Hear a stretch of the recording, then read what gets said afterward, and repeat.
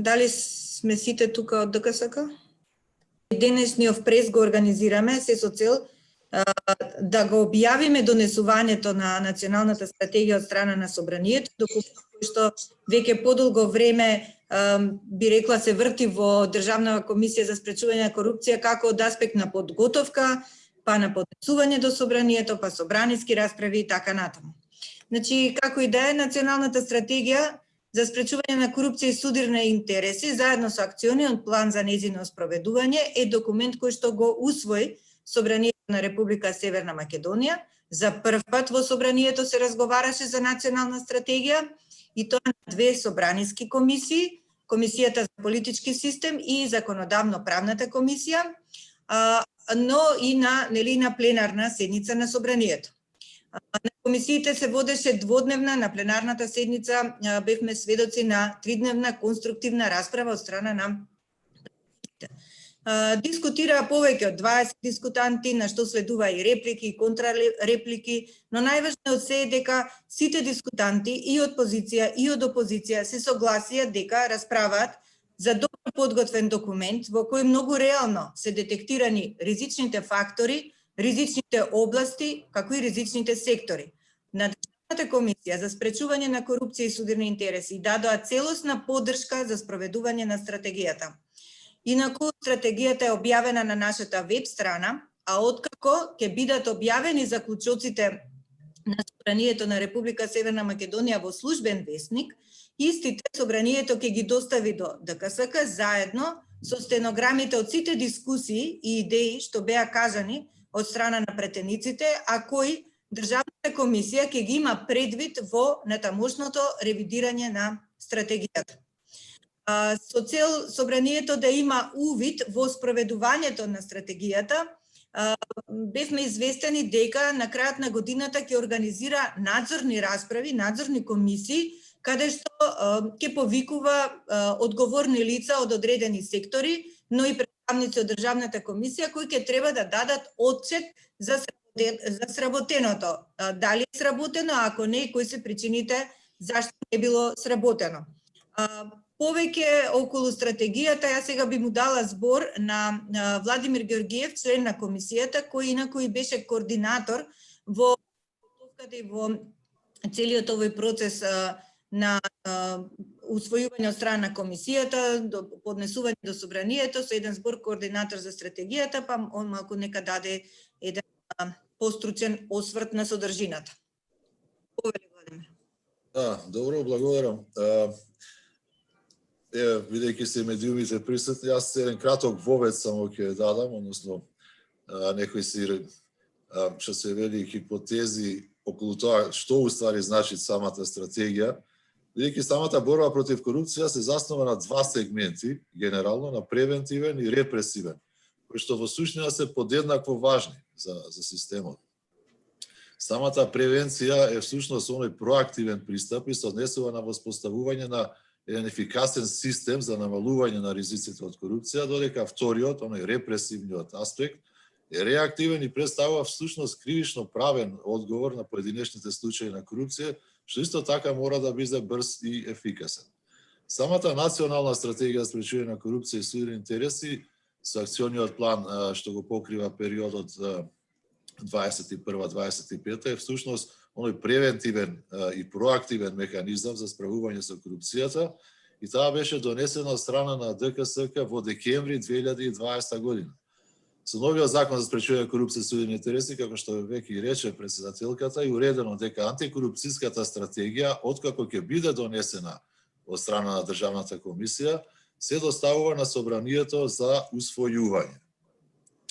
Откако оваа стратегија, значи ги помина сите филтри од процедурален аспект во Собранието, односно сите комисиски расправи, собраниски дискусии, таа на пленарна седница беше усвоена на 18 април 2021 година и со усвојувањето на стратегијата се потврдува од страна на Собранието сериозноста на проблемот со корупцијата и потребата на вклучување на сите засегнати страни и второ, се дава значење на задолжителност во нејзината имплементација.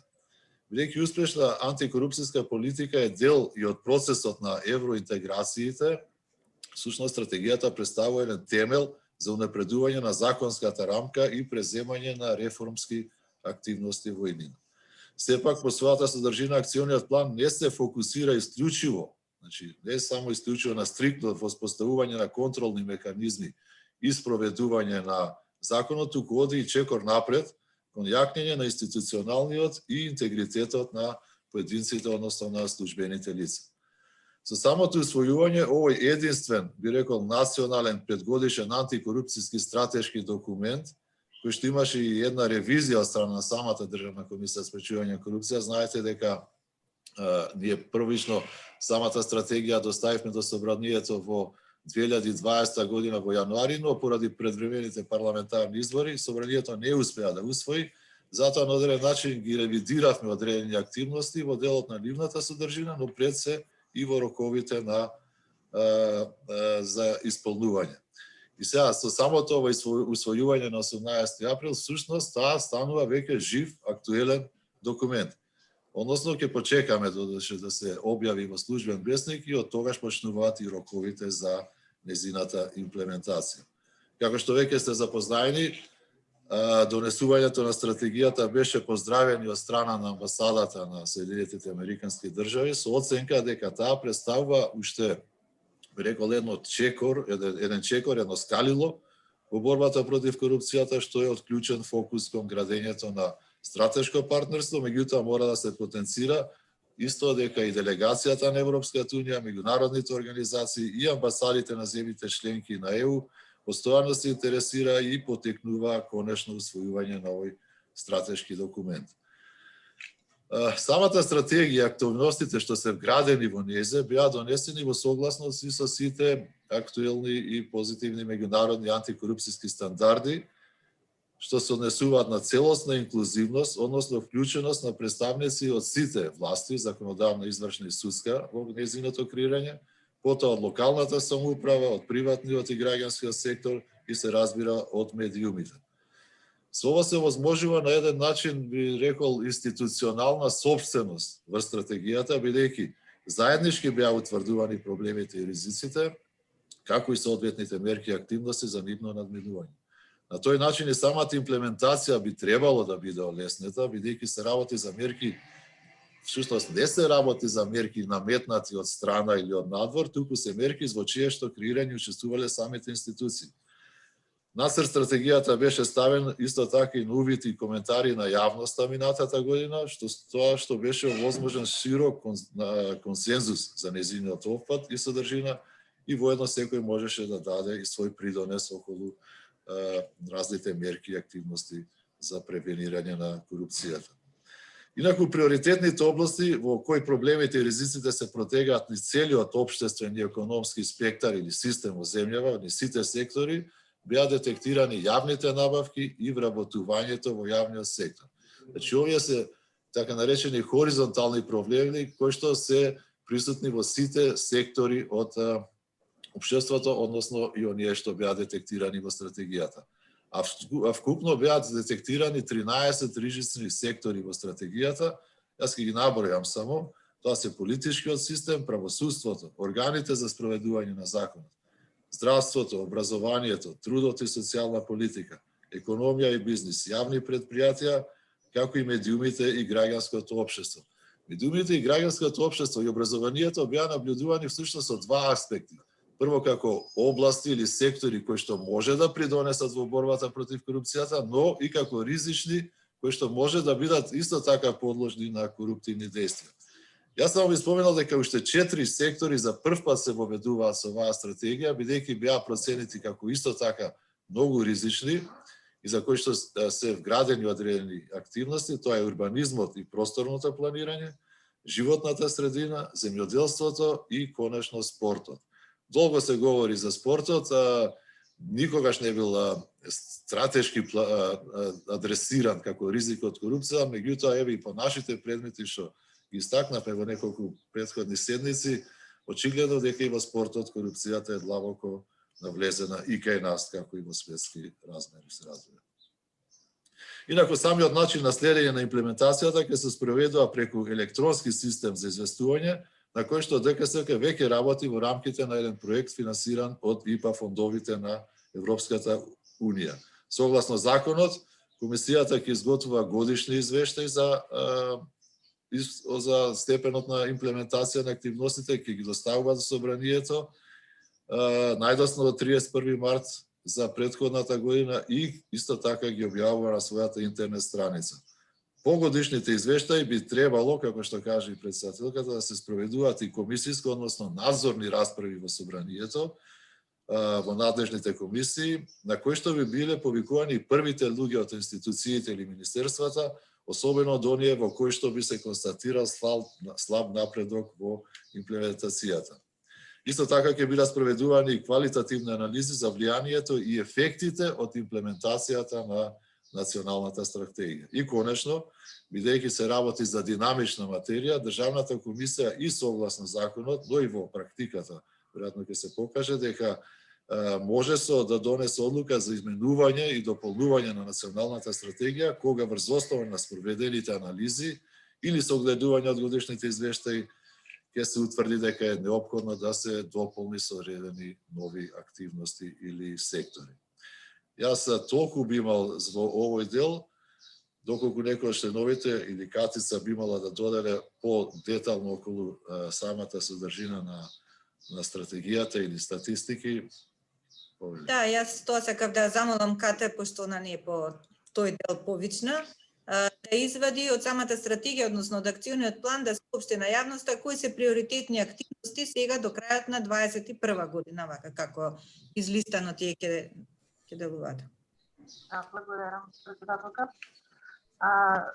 Само накратко повторно да повторам дека со стратегијата се осврнуваме на две хоризонтални области, бидејќи проблеми во јавните набавки и сферата на образованието како области кои што се протегаат во сите сфери на работење, во сите државни институции и повеќе сектори.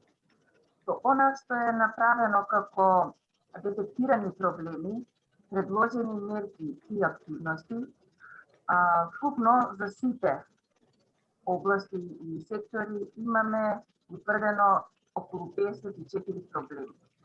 Ова се проценка наша извршена проценка врз основа на извршена проценка на ризици, што имаме исто така донесено пред изработката на оваа национална стратегија и проблемите беа разгледувани од страна на со самите учесници, представници на институциите.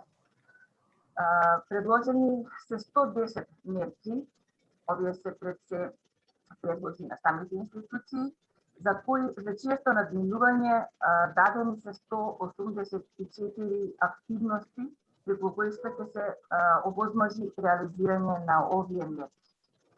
Од тие 184 активности, динамиката на нивното извршување е периодот за кој што е донесена оваа национална стратегија, односно во периодот од 21 до 24 година, 25 година, од кои што 93 активности се однесуваат, треба да започнат да се реализираат во текот на оваа 21 година, или 51% од планираните активности, 69 се однесуваат, треба да се започнат во 2022 година или 38% од нив, 10 активности се планирани за 23 година, 5%, за 24 година 2 активности и околу 1%, меѓутоа не значи дека може да се пролонгира, сепак зависи од спремноста на самите институции кои што треба да пристапат кон нивно реализирање. Како сектори каде што се детектирани најмногу мерки и активности се секторите органи за спроведување на законите со 13 мерки, 21 активност, секторот здравство, 18 мерки, 26 активности и секторот образование исто 18 мерки, 128 активности. Сепак не значи дека и другите не се доволно важни и приоритетни за исполнување на националната стратегија, но како и да е, овие и точен праксата, досегашната пракса и нашето работење по предмети потврдува дека здравството, образованието и тука би рекла по-конкретно инспекцијските служби се детектирани како области кои што најмногу се подложни на корупција. Ние сега ќе се насочиме кон комуникација со институциите кои ќе бидат задолжени за исполнување на активностите, за реализација на активностите, за номинирање на соодветни лица кои што со постојана наша комуникација ќе бидеме насочени кон исполнување на сите овие предвидени активности. Јас би имала толку само да кажам. Благодарам, Катица. Доколку има некој друг од членовите да сака нешто да додаде, нека се пријави слободно. Совче се пријаваш ти? Не, сакав да кажам дека ова колега што го кажа е сосема доволно, трудот што се вложи година и повеќе околу подготувањето на стратегијата само говори за нашата посветеност и сериозноста на моментумот, односот кон документот како таков. Не е тоа само парче хартија со стотина страници, туку е сериозен документ кој што буквално во детали ги образложува и ги одговара на прашањата како да се справиме со она што е предизвик во превенцијата на корупцијата и ова како што рече колегата Владо со репресијата. Значи, се надевам дека тука и медиумите, разработувајќи поедини теми, поедини области од стратегијата, ќе даваат придонес во поттикнување на субјектите кои што се одговорни за реализирање на таквите активности. Значи, алатката е јавност и притисок, условно кажано, кон субјектите секогаш дава плод. Да не оставиме некој да речем, да заспие во однос на своите обврски. Туку сите заедно, фронтално и поддршката од медиумите секогаш е многу битна во реализација на планирани активности. Јас само би искажала еден момент, така некогаш провејуваше во некои од дискусиите на пратениците, резервираност, дали се што е ова толку добро напишано и осмислено и предвидено со активности, дали воопшто ќе се спроведе.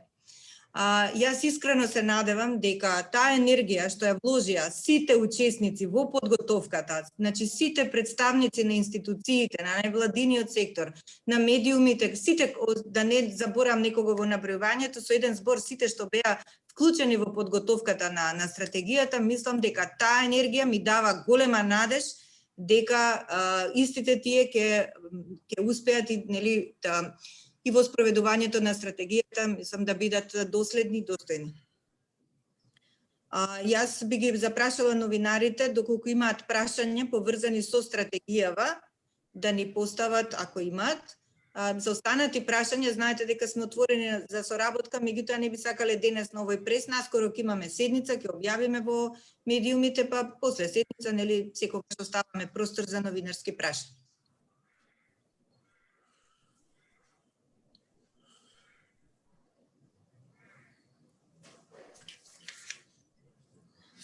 Само би дополнил уште едно дека, иако беше на одреден начин веќе кажано, дека одредени мерки конкретни што се вградени во самата стратегија произлегуваат токму од нашата работа по предмети.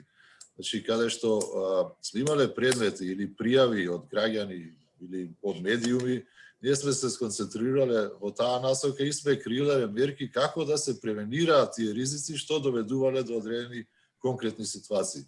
Така да оваа стратегија навистина поврзана и со практичното работење на Државната комисија за спречување на корупција. Така. Ако нема некој нешто да дополни, тогаш да го завршиме овој прес, па Само би кажал дека согласно Законот за спречување на корупцијата и судирот на интереси, националната стратегија по иста постапка може да се измени. Значи е предвидена и таа можност и текот на имплементација, ако се докаже има причини за такво нешто, може да се измени и дополнува и да се достави на усвојување до собранието по иста постапка како што беше донесен. Всушност, собранието ја усвои стратегијата онака како ние ја предложивме, без да прави никакви измени. Меѓутоа, сите своји сугестии, идеи, дискусии, сето тоа како стенографски белешки ќе биде доставено до ДКСК, ние ќе ги разгледаме и од таму ќе бараме и основи и за дополнување и за промени на стратегијата, бидејќи таа е жива материја, не е еднаш за секогаш дадена, него тоа е процес кој што треба да трае и да се подобрува и да се унапредува. Добро, ако немаме друго нешто од страна на новинарите како прашање поврзано со стратегијата, тогаш го завршуваме овој прес, а за натамошна дружба набрзо ќе ви известиме. Пријатно. Ќе ги замолам членовите да останат на линкот, исклучување на